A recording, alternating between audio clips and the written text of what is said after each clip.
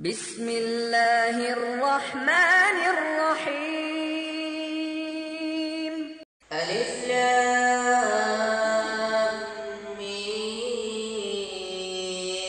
تنزيل الكتاب لا ريب فيه من رب العالمين. أم يقولون افتراه بل هو الحق من ربك لتنذر قوما ما أتاهم من نذير من قبلك لعلهم يهتدون. الله الذي خلق السماوات والأرض وما بينهما في ستة أيام ثم استوى على العرش.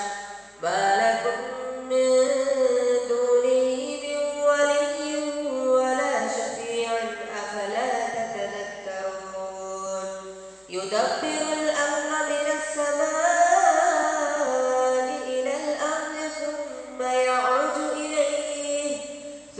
يعرج إليه في يوم كان مقداره 1000 سنة مما تعدون.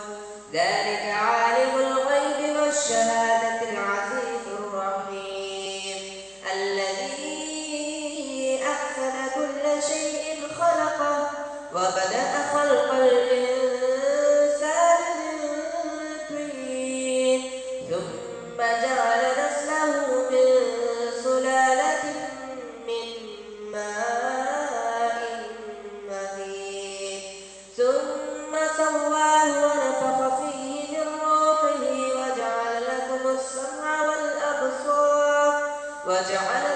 السمع والأبصار والأفئدة قليلا ما تشكرون.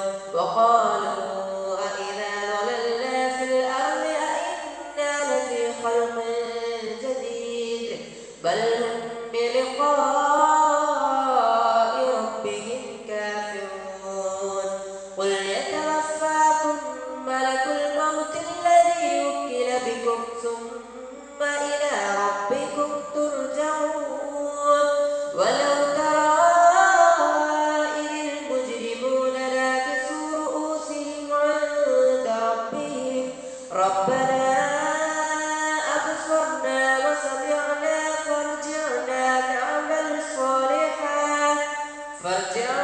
نعمل صالحا إنا موقنون.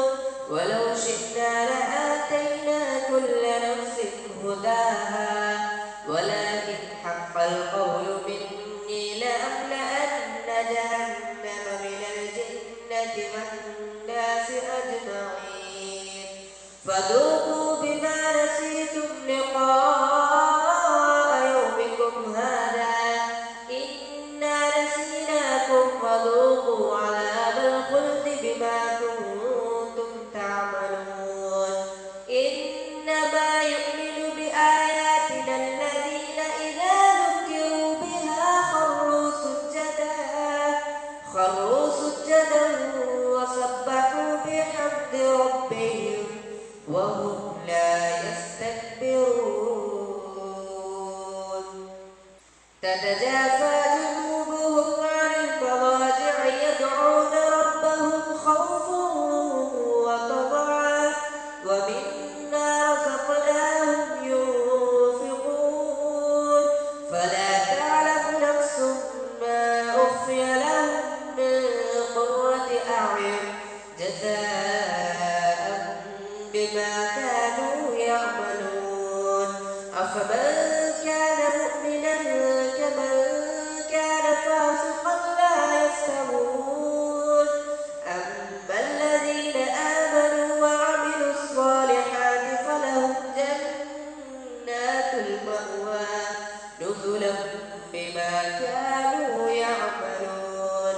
وأما الذين فسقوا فمأواهم النار كلما أرادوا أن يخرجوا منها أعيدوا فيها وقيل لهم ذوقوا عذاب النار الذي كنتم به يكذبون ولنذيقنهم من العذاب الأدنى دون العذاب الأكبر لعلهم يرجعون ومن أظلم ممن ذكر بآيات ربه ثم أعرض عنها إنا من المجرمين منتقمون ولقد آتينا موسى الكتاب فلا تكن في مرية من لقائه وجعلناه هدى لبني إسرائيل وجعلنا منهم أئمة يهدون بأمرنا لما صبروا وكانوا بآياتنا يوقنون إن ربك هو يفصل بينهم يوم القيامة